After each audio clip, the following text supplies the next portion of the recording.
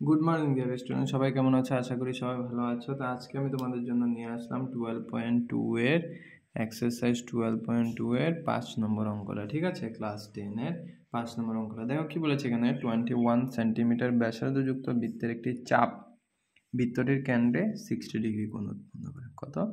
আমাদের 60 ডিগ্রি কোণ উৎপন্ন করে। তাহলে জাটির দৈর্ঘ্য আমাদের নির্ণয় করতে বলছে। মানে এখানে যে জাটাই আছে মানে এবি, সেটার দৈর্ঘ্য নির্ণয় করতে বলছে। জাটির দ্বারা উৎপন্ন হওয়া বৃত্তকলার কালি মানে ও এ পি বি বৃত্তকলার কালি তোমরা তো বের করতে পারবে। আর উক্ত জাটির দ্বারা সৃষ্ট বৃত্তাংশের কালি মানে এ পি বি বৃত্তাংশ যেটা আছে সে বৃত্তাংশের কালি আমাদের বের করতে হবে। ঠিক আছে, তো সমাধান প্রথমে দেওয়া আছে কি সেটা লিখে নাও। দেওয়া আছে কি বৃত্তের ব্যাসার্ধ, বৃত্তের ব্যাসার্ধ আর মানে কত 21 সেন্টিমিটার। ঠিক আছে, তো কেন্দ্রস্থ কোণ কত দেওয়া আছে? কেন্দ্রস্থ কোণ মানে থিটা কত আমাদের 60 ডিগ্রি দেওয়া আছে। ঠিক আছে, তার মানে এখানে আমাদের কি বৃত্তের যে জাটির দৈর্ঘ্য সেটা বের করতে হবে। ঠিক আছে, তো জাটির দৈর্ঘ্য, যখন এই জাটির দৈর্ঘ্য হবে তখন কি হয়ে যাবে? আমাদের জাটির দৈর্ঘ্য বের করতে হলে theta by 360 degree, theta by 360 degree into 2πr। ঠিক আছে, চাপ বা যা, ঠিক আছে, চাপ বা যার দৈর্ঘ্য যখন বের করতে হবে তখন পরিধি দিয়ে বের করতে হবে। ঠিক আছে, বৃত্তের পরিধি দিয়ে। তো থিটা বাই 360 ডিগ্রি 2πr। ঠিক আছে, তো থিটা কত আমাদের 60 degree by 360 degree into 2 into pi কত আমাদের 22/7, 22/7 ইন্টু আর কত 21। ঠিক আছে, 6 6 36 মানে 6 বার চলে গেল। ঠিক আছে, 2 দিয়ে কেটে দাও 3 বার। ঠিক আছে, 7 দিয়ে কেটে দাও 3 7 21। ঠিক আছে, 3 3 কেটে দাও, তাহলে কত চলে আসলো আমাদের? জাটির দৈর্ঘ্য 22 সেন্টিমিটার। ঠিক আছে, জাটির দৈর্ঘ্য কত আমাদের? 22 সেন্টিমিটার চলে আসলো। ঠিক আছে, তারপরে 2 নম্বর কি বলেছে যে জাটির দ্বারা উৎপন্ন হওয়া বৃত্তকলার কালি। তো জাটির দ্বারা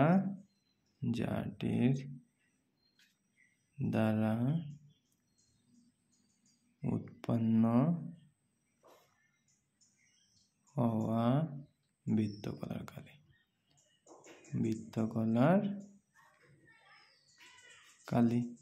তো বৃত্তকলার কালি কি আছে আমাদের? বৃত্তকলার কালি থিটা বাই 360 ডিগ্রি ইন্টু কি পাই আর স্কোয়ার। থিটা কত আমাদের 60 degree by 360 degree into pi 22/7 into r কত আমাদের 21 ইন্টু 21।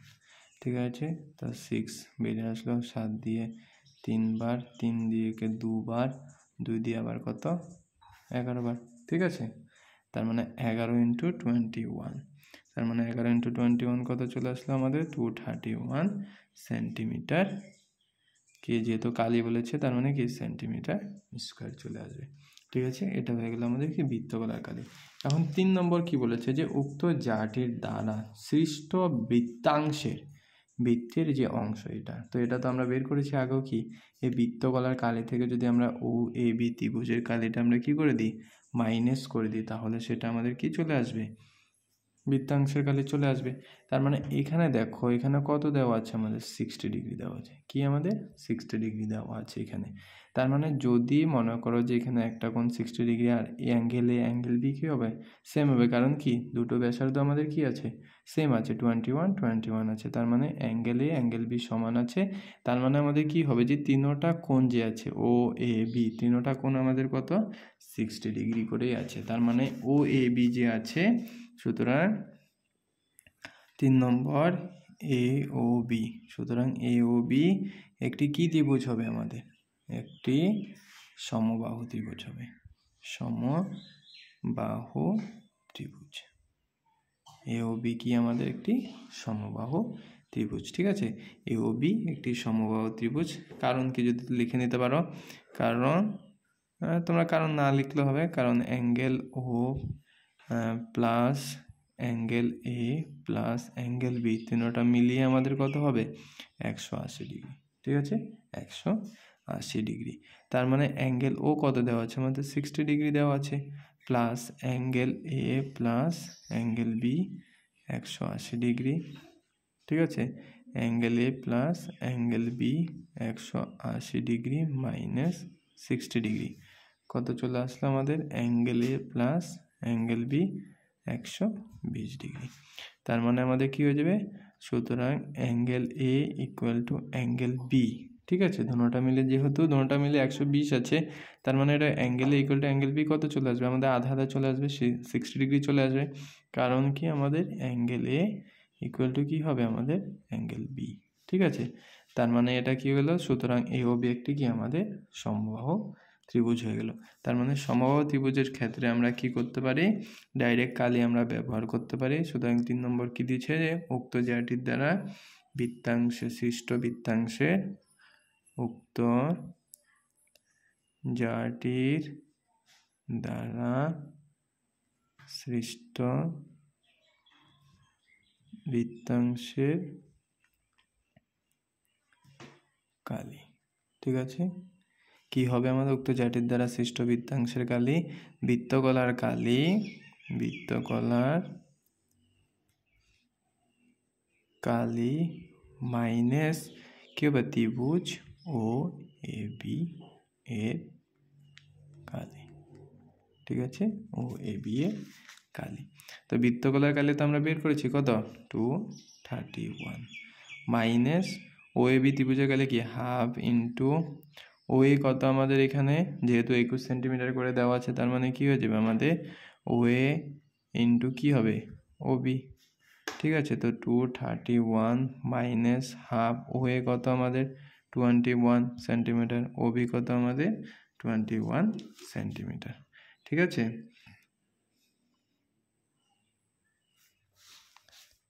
তো এখানে আমাদের এখানে দেখো আমাদের কি ও এ বি একটি কি সমবাহু ত্রিভুজ। ঠিক আছে, তো সমবাহু ত্রিভুজের ক্ষেত্রে আমাদের হাফ ইন্টু ভূমি ইন্টু লিখতে হবে না, আমাদের লিখতে হবে কি √3/4 বাহু স্কোয়ার। ঠিক আছে, সমবাহু ত্রিভুজের ক্ষেত্রে। ঠিক আছে, ওটা যদি আমাদের সমকোণী, আমি ভেবেছিলাম সমকোণী ত্রিভুজ, কিন্তু না, এখানে কি সমবাহু ত্রিভুজ। তার জন্য কি আসবে? 231, যেটা বৃত্তকলার কালি বেড়েছে, √3/4 বাহু স্কোয়ার। ঠিক আছে, √3/4 বাহু স্কোয়ার, তার মানে 231 মাইনাস √3/4 বাহু কত আমাদের? 21 ইন্টু 21। ঠিক আছে, তো 231 মাইনাস √3 মান কত আমাদের? 1.73/4, 21 নিয়ে নেওয়া, 21 ইন্টু 21। ঠিক আছে, 231 মাইনাস, এর সাথে যদি আমরা মাল্টিপ্লাই করি, ঠিক আছে, যে তুমি 4 দিয়ে যদি 1.73কে যদি ডিভাইডেড করা, চলে আসবে আমাদের 0.4325। ঠিক আছে, এটা ভাগ করে দেখবে। ঠিক আছে, আর 21 কত আমাদের? 441। ঠিক আছে, তার মানে 231 মাইনাস, এর থেকে যদি এর সাথে পূরণ করি, তাহলে আমাদের চলে আসবে 193.7325। ঠিক আছে, তো এখান থেকে মাইনাস করলে আমাদের চলে আসবে কত? 40.26 সেন্টিমিটার স্কোয়ার। তো এটা আমাদের চলে আসবে কি?